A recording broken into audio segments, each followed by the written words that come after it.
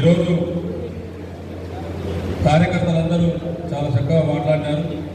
కానీ మన స్కీమ్స్ ఏవైతే ఉన్నాయో అవి మొత్తం ఫుల్ఫిల్ అవుతలేవు. దాని గురించి మాత్రం ఎవరు చెప్పలేదు. ఈరోజు ఇందిరమ్మ ఇల్లు తీసుకుంటున్నాం.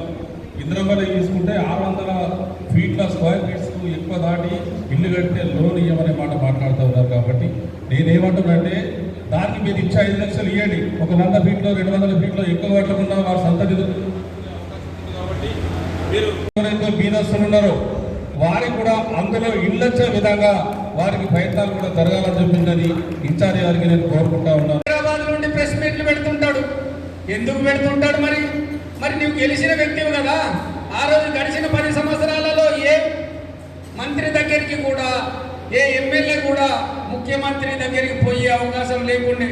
కానీ ఇవాళ మా ప్రజాపాలనలో మా రేవంత్ రెడ్డి గారు ఏ పార్టీకి సంబంధం లేకుండా ప్రతి ఒక్క పార్టీ ఎమ్మెల్యేను వారి ఛాంబర్లకు ఆహ్వానించిన ఘనత ఏకైక కాంగ్రెస్ పార్టీలో సాధ్యమని ఈ సందర్భంగా తెలియజేస్తున్నాం.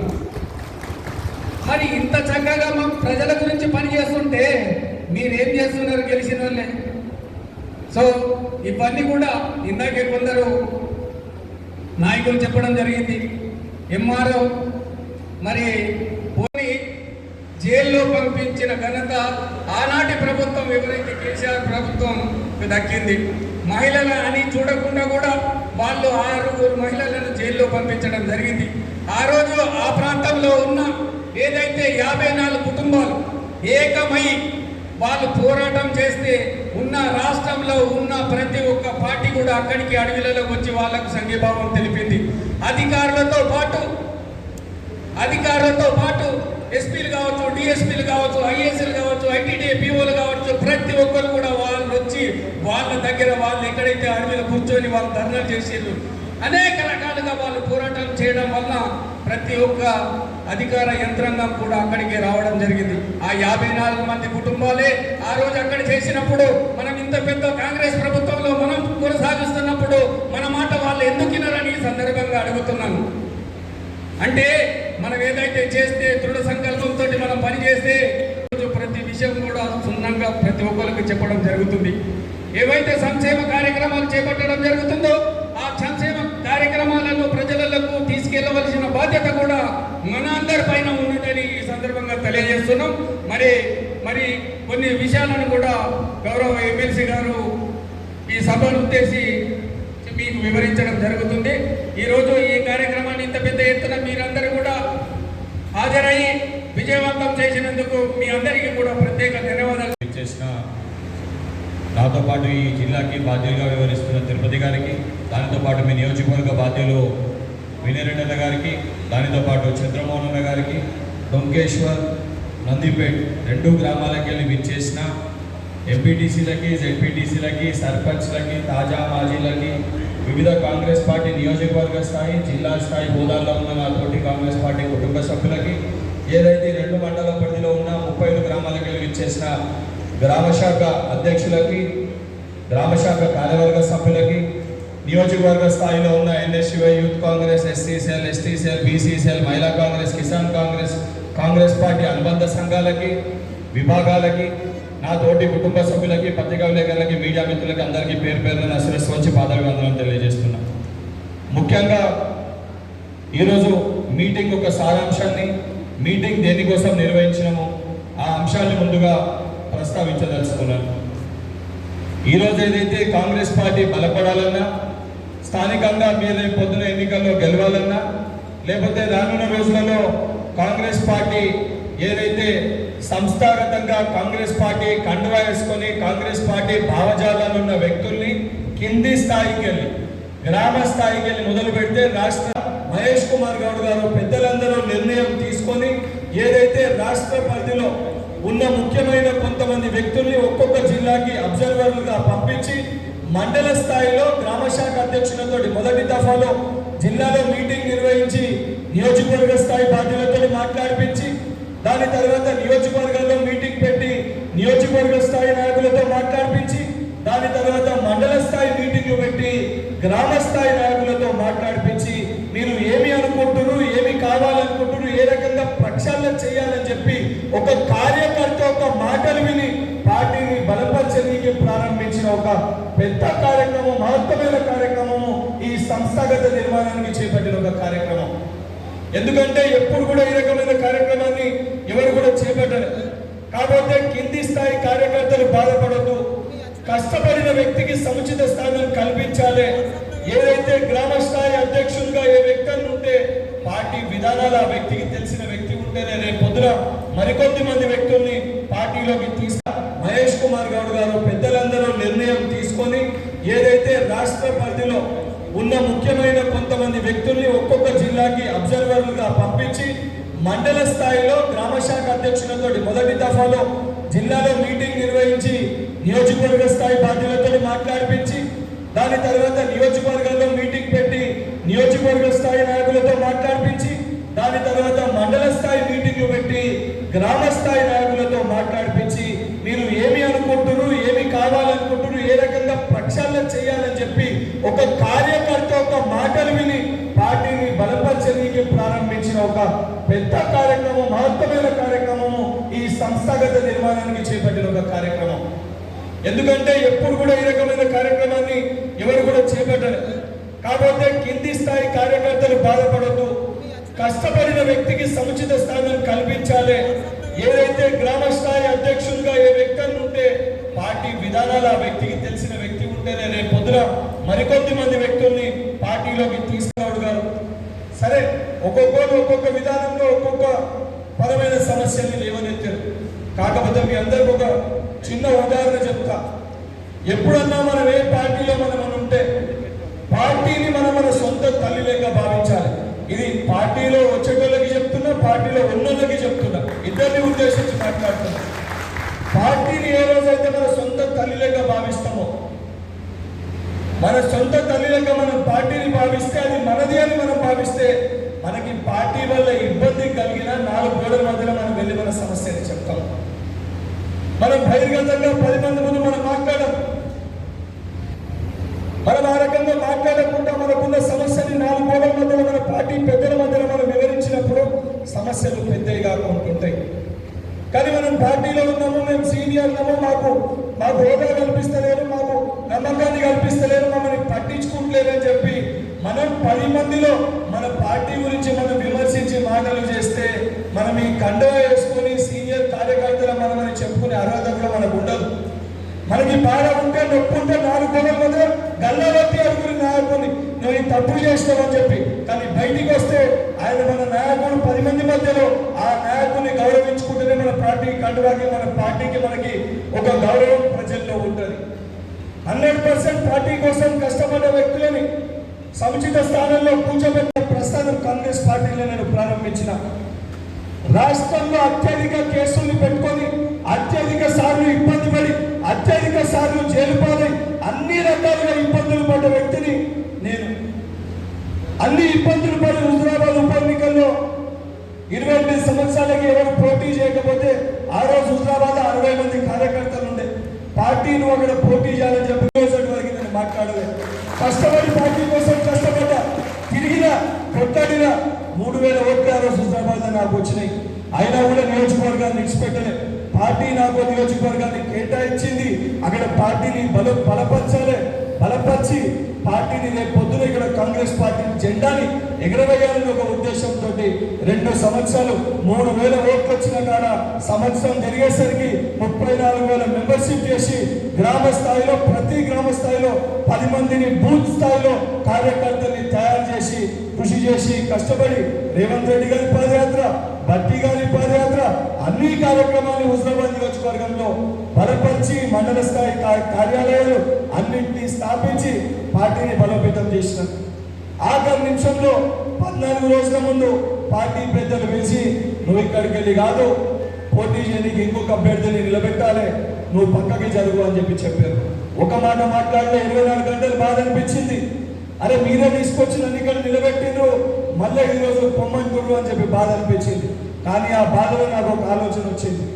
ఈరోజు నేను అక్కడ ఎమ్మెల్యేగా గెలుచుడు కాదు, రాష్ట్ర స్థాయిలో పార్టీని సేవ చేయలేను, నేను ఇచ్చిన హామీలు నెరవేర్చలేదు. కానీ కాంగ్రెస్ పార్టీ తెలంగాణ రాష్ట్రంలో అధికారంలోకి వస్తే మనం చేసిన ప్రతి వాగ్దానాన్ని నెరవేర్చగలుగుతామని చెప్పని రాష్ట్ర స్థాయి తిరిగి యువకులని విద్యార్థులని కాంగ్రెస్ పార్టీకి ఓటేసే దిశగా ఆ రోజు ఎన్ఎస్ఓ రాష్ట్ర అధ్యక్షుడిగా నా యొక్క బాధ్యతని నిర్వహించిన తప్ప ఏ రోజు పార్టీ పైన ఒక మాట మాట్లాడలేదు. పార్టీ తీసుకున్న ఒక నిర్ణయానికి కట్టుబడి పార్టీ ఎవరికైతే టికెట్ కేటాయించిందో కేటాయించిన అభ్యర్థికి గెలిపించాలని చెప్పని ఆ రోజు ముఖ్యమంత్రి, ఈ రోజు మన ముఖ్యమంత్రి రేవంత్ రెడ్డి గారితో వెళ్ళి బహిరంగంగా అభ్యర్థి గెలుపు కోసం కష్టపడి కృషి చేసిన ఆ రోజు అందరూ కూడా అన్నారు, చూసిన ఈ పార్టీ నేను మోసం చేసిందని వెగతాళిగా మాట్లాడారు. ఆ రోజు కూడా నేను ఒకటే మాట చెప్పిన, తల్లికి తెలుసు ఏ కొడుక్కి ఏమి ఎన్నో. చిన్నతనంలో కొడుకు ఏదైనా కావాలని చెప్పి 10వ తరగతిలో బయట అడిగితే తల్లి కొడుకుకి బండిప్పే అవకాశం వచ్చింది. సరే, అదృష్టవంతుని కావచ్చు, నాకు తొందరగా అవకాశం వచ్చింది. మరికొంతమందికి 15 సంవత్సరాలకు వస్తుంది, కొద్దిగా ఆలస్యంగా వస్తుంది, మరికొంతమందికి కొంచెం తొందరగా ముందొచ్చే అవకాశం ఉంటుంది. కానీ మనము ఎన్ని రోజులు పార్టీలో ఉన్నామని కాదు, మనం ఉన్నన్ని రోజులు ఏ రకంగా పార్టీకి ఉపయోగపడ్డాము, పార్టీని గెలిపించినాము, ఎన్ని ఓట్లు గెలిపించినాము అనే విధంగా మనం పనిచేయాలి. కొంతమంది ఉంటారు, నేను 20 సంవత్సరాలు ఉన్నా, 30 సంవత్సరాలు ఉన్నా అని చెప్పి మాట్లాడతారు. కానీ పార్టీ కార్యక్రమాలు ఏవైనా ఉన్నాయనంటే నాకు ఫోన్ చేస్తేనే నేను వస్తా అని చెప్పి చెప్తారు, నాకు ఫోన్ చేసి పిలవాలని చెప్పి మాట్లాడతారు. ఇది మన పార్టీ, మన పార్టీకి మన ఎవరు పిలిచేది కార్యక్రమం ఉందంటే ముందు పోయి చెడ్డ పట్టుకొని పనిచేసుకోడే నికాసైన కాంగ్రెస్ పార్టీ కార్యకర్త. కేవలం అదేవిధంగా తిరుపతి అన్న గారికి, వేదిక మీద ఉన్న పెద్దలందరికీ, వేదిక మీద ఉన్న నాతోటి కుటుంబ సభ్యులందరికీ, ఎన్ఎస్సీఐ యువజన కాంగ్రెస్ అన్ని విభాగాల అధ్యక్షులకు, అన్ని విభాగాల కార్యకర్తలకు, నాయకులకు, ప్రజలకు అందరికీ కూడా పేరు పేరున ధన్యవాదాలు చెప్తూ, ఈరోజు చాలా మంది కూడా మనకు అవకాశం వచ్చింది. ఎందుకంటే ఇది మన కార్యకర్తల సమావేశం కావున మనందరికీ కూడా మాట్లాడే అవకాశం వచ్చింది. అందరూ కూడా చాలా చక్కగా మాట్లాడారు. ఎందుకంటే మీరందరికీ కూడా నేను ఒక మండల అధ్యక్షుడిగా, నందిపేట మండల అధ్యక్షుడిగా నేను మీ అందరికీ కూడా ప్రతి ఒక్క కార్యక్రమానికి ఖచ్చితంగా మెసేజ్ పెట్టినా కానీ ఖచ్చితంగా వాళ్ళకు ఫోన్ చేసి మీ అందరికీ కూడా రేపు కార్యక్రమం ఉన్నది, ఖచ్చితంగా ఈ సమయానికి ఇక్కడికి రండి అని చెప్పేసి మీ అందరికీ కూడా సాధారణంగా నేను కొత్త పాత తేడా లేకుండా అందరినీ కూడా ఆహ్వానిస్తా. కానీ ఇక్కడ మనం ఈరోజు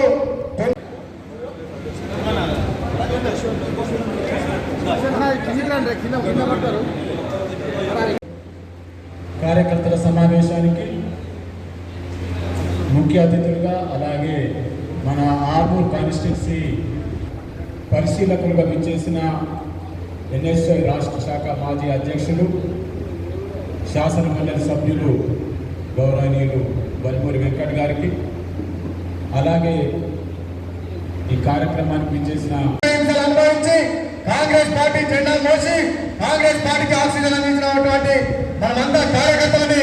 కానీ ఈ రోజు మన జిల్లాకు పెద్దలు అబ్జర్వర్లుగా వచ్చినప్పుడు మన పనిని మన యొక్క కాంగ్రెస్ పార్టీ యొక్క గొప్పతనాన్ని తెలుసుకోవడానికి వచ్చినప్పుడు మాత్రం మీరు సమయానికి రాక వాళ్ళ దృష్టిలో మీరంతా కూడా ఇక్కడ కాంగ్రెస్ పార్టీ బలంగా లేదు, బలహీనంగా ఉందనే విధంగా వేరే వాళ్ళకి మాట్లాడడానికి అవకాశం ఇచ్చే విధంగా మీరందరూ కూడా చేసిరని చెప్పేసి కూడా నేను బాధపడుతున్నాను. ఎందుకంటే డొంకేశ్వర్ ముఖ్య కార్యకర్తల సమావేశానికి ముఖ్య అతిథి మీ అందరికీ తెలుసు, ఈరోజు అధికారంలోకి వచ్చిన వెంటనే నిరుద్యోగ యువకులకు మరి ఉద్యోగాలు, వేలాది ఉద్యోగాలు ఇవ్వడం జరిగింది.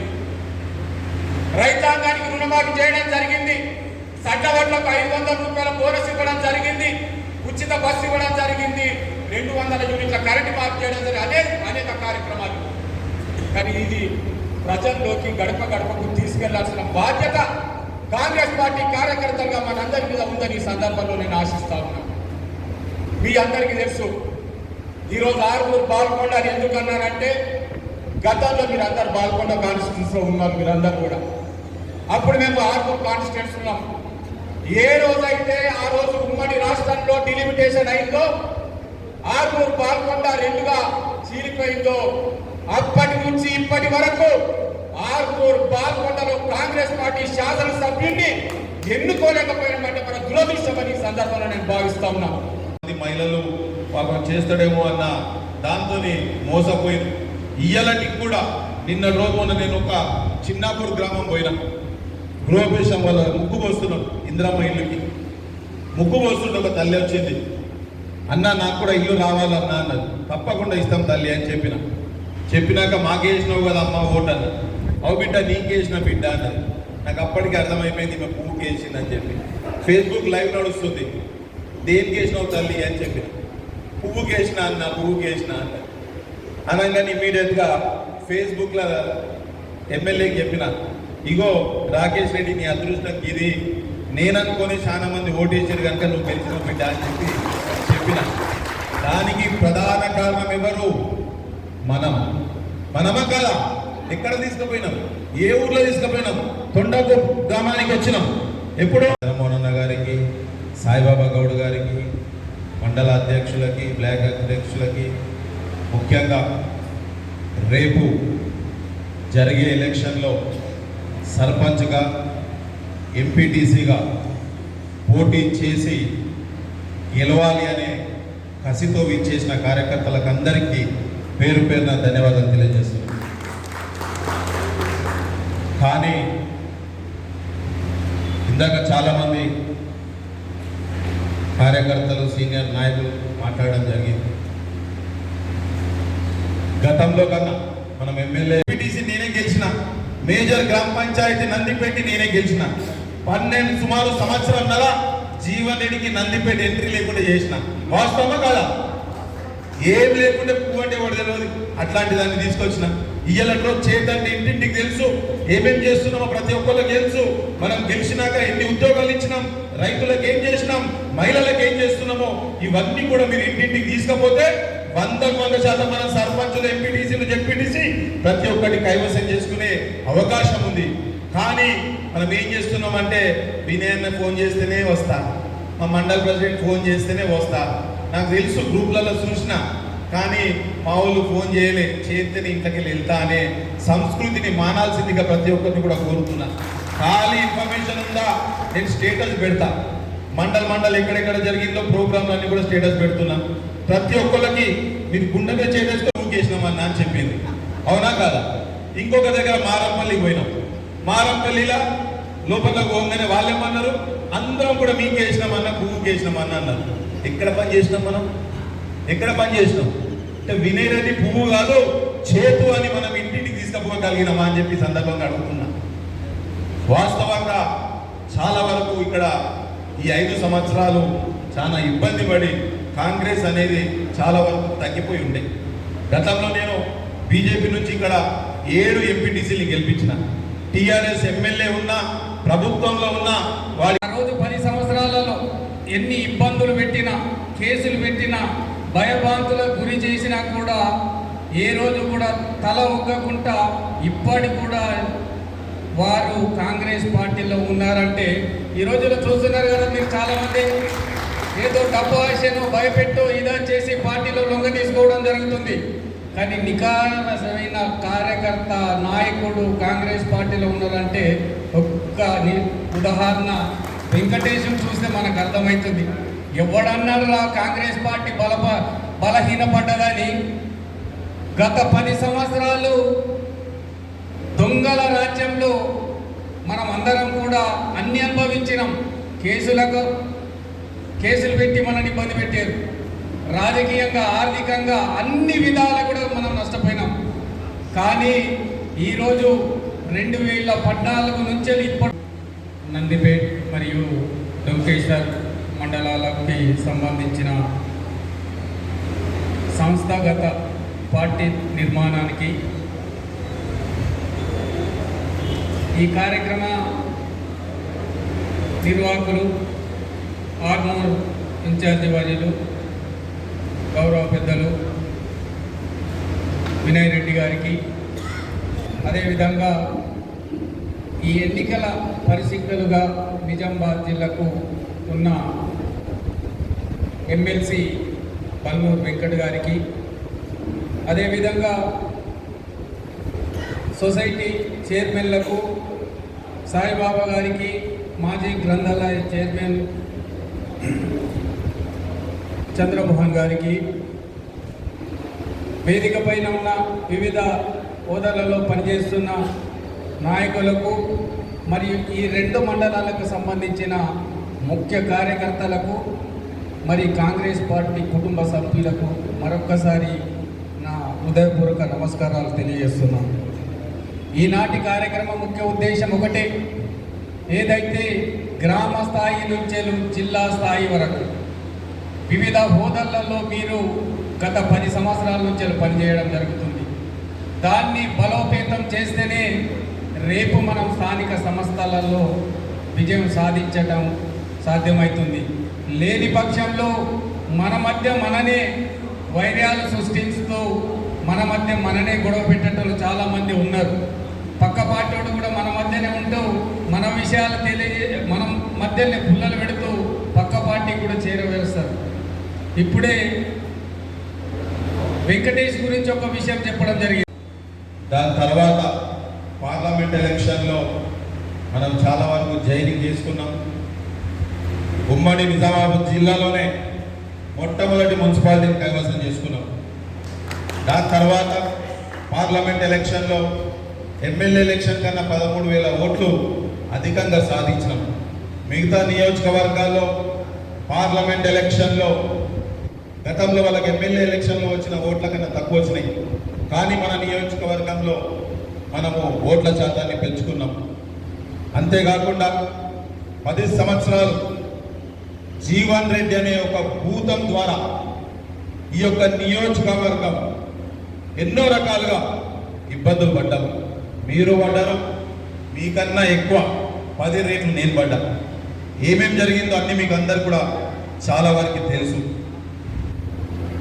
గెలిచినాక ఎన్నో రకాలుగా అన్యాయం చేసుకుంటే 10 సంవత్సరాలు దాదాగిరి గూండాగిరి, ఆయన గురించి ఎవరన్నా పోస్టు పెడితే ఆయన కింద కార్యకర్తలు వానికి సమాచారం ఇచ్చి వాళ్ళని పోలీస్ జీపులు ఎక్కించి స్టేషన్ దాకా పంపించిన కార్యక్రమాలు ఎన్నో జరిగినాయి. వాస్తవమా కాదా? నన్ను సుమారు 2 సార్లు స్టేషన్ మెట్లు ఎక్కించిండు, కోర్టు మెట్లు ఎక్కించిండు, ఎన్నో రకాలుగా ఇబ్బంది పెట్టిండు. అయినా కానీ ఒకటే పంతం పట్టుకున్నాం, ఈ జీవన్ రెడ్డి గారిని ఓడగొట్టుడే అని చెప్పి పంతం పట్టినాం, బరాబర్ వాడిని ఓడగొట్టినాం. కానీ మన దురదృష్టం ఏంటంటే ఇంకొకడు మోపోయాడు మనకి. వాడేం చేస్తుండో అన్ని రకాలుగా అబద్ధాలు చెప్పుకుంటూ ఊరికి 10 ఇళ్ళ. దాని తర్వాత పార్లమెంట్ ఎలక్షన్లో మనం చాలా వరకు జైనింగ్ చేసుకున్నాం. ఉమ్మడి నిజామాబాద్ జిల్లాలోనే మొట్టమొదటి మున్సిపాలిటీని కైవసం చేసుకున్నాం. దాని తర్వాత పార్లమెంట్ ఎలక్షన్లో ఎమ్మెల్యే ఎలక్షన్ కన్నా 13,000 ఓట్లు అధికంగా సాధించినాం. మిగతా నియోజకవర్గాల్లో పార్లమెంట్ ఎలక్షన్లో గతంలో వాళ్ళకి ఎమ్మెల్యే ఎలక్షన్లో వచ్చిన ఓట్ల కన్నా తక్కువ వచ్చినాయి.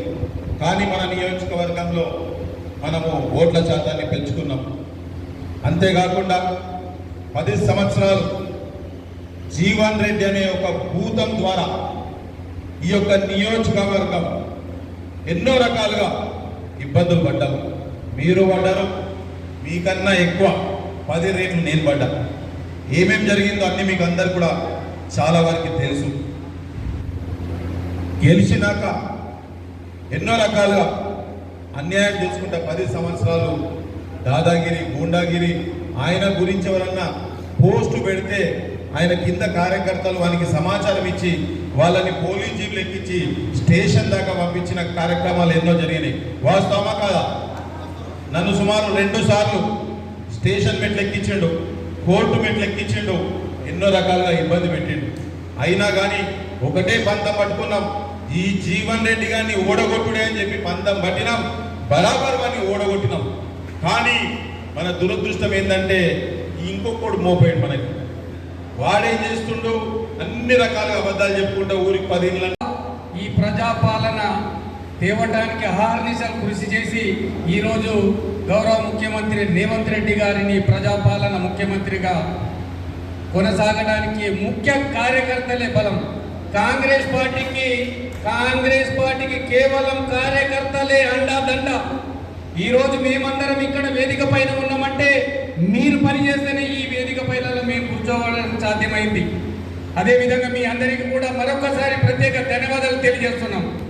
గడిచిన ఇక్కడ 10 సంవత్సరాలలో ఒక దొంగల మూట ఉండే ఆ నాయకుడు మరి ఆ రోజు ఏ పనులు చేసిరని ఇక్కడ ఉన్న బీఆర్ఎస్ నాయకులు చెబుతున్నారు.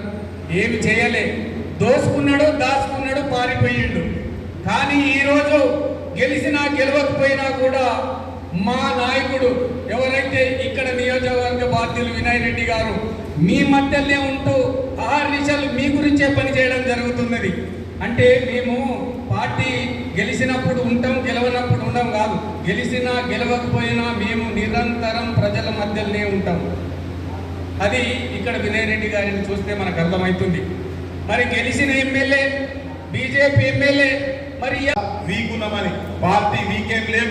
మన సంస్థ నిర్మాణం లోకల్ బాడీ ఎలక్షన్స్ గెలిస్తే ఏమైతుంది, పోలీస్ స్టేషన్ ముందు అన్న చెప్పినట్టు స్టేటస్లు కూడా పెట్టరు. స్టేటస్లు పెడితే ఎవరన్నా పూట దవాఖానలో పోయినరో లేకపోతే పెళ్లికి పోయినరో ఇంకెక్కడ పోయిన వాళ్ళు ఉంటారు. రాత్రికి వచ్చినాక గ్రూపులు చూడకపోవచ్చు, చాలా గ్రూపులు అయిపోయినాయి. ఎవరి పేరు మీద వాళ్ళ పేరు మీద గ్రూపులు అయిపోయినాయి. ఒక్కొక్కసారి గ్రూపులు చూసుకోకపోవచ్చు. మీరేం చేయాలా, స్టేటస్లు పెట్టావు లేకపోతే ఊర్లోకి వెళ్ళి బయలుదేరేటప్పుడు ఏం చేయాలా, కంపల్సరీ ఎవరెవరు మన కార్యకర్తలు ఉన్నారో, నాయకులు ఉన్నారో, ఒకవేళ వాళ్ళకి తెలియకపోవచ్చు, వాళ్ళకి తెలిసే విధంగా వాళ్ళకి చెప్పి వాళ్ళందరినీ తీసుకొని రావాల్సిందిగా మిమ్మల్ని అందరినీ కూడా కోరుతున్నా. నేను పొద్దున్న లేచి నుంచి 7:30-8 గంటల నుంచి అందరికి ఫోన్లు కొట్టుకుంటూ వచ్చిన. సుమారు ఇక్కడ ఉన్న వాళ్ళకు ఒక 50 మందికి ఫోన్లు కొట్టిన. ప్రతి ఒక్క దగ్గర కూడా మనం ప్రోగ్రామ్ని సక్సెస్ చేయాలా. ఏదైతే రేపు జరిగే లోకల్ బాడీ మార్చుకున్నాం, ఇంచుమించు 2 MROలను మార్చుకున్నాం. వాళ్ళకి తెలియకపోవచ్చు, మీరు తెలిసే విధంగా రేపు ఎప్పుడైతే సర్పంచులు ఎంపీటీసీలు గెలుస్తామో తప్పకుండా పలానా గ్రామానికి ఎంపీటీసీ అనగానే మీకు తప్పకుండా ఆ అవకాశం ఇచ్చి ఏ సమస్య ఉన్నా కానీ తీర్చే విధంగా వాళ్ళందరూ కూడా పనిచేస్తారు. ఒకవేళ వాళ్ళు పనిచేయకపోతే 100% వాళ్ళని మారుస్తా అని చెప్పి కూడా ఈ సందర్భంగా మీకు హామీ ఇస్తున్నా. అట్లనే ఒకవేళ మీకు ఏదన్నా శాలరీ సర్టిఫికేట్ కానీ ఇంకేదన్నా ఎంఆర్ఓ ఆఫీస్లో కానీ ఎస్ఐ దగ్గర కానీ ఒకవేళ పని కాకపోతే మీరు అక్కడ నుంచే ఫోన్ చేయండి. ఒకవేళ నేను లేపితే 100% ఆఫీసర్తోనే డైరెక్ట్గా మాట్లాడి మీకు ఏ సమస్య ఉన్నా ఎందుకు అయితలేదో వాళ్ళని అడిగి ఒకవేళ దాని సమస్య ఇంకేదైనా ఉంటే మళ్ళీ మీకు సూచన ఇస్తా అని చెప్పి కూడా ఈ సందర్భంగా తెలియజేస్తున్నా. ఇంతమంది మిత్రులు సీన్ చెప్పిండు, సీను మస్తు సంవత్సరం నాతోనే గట్టిగా తిరిగిండు.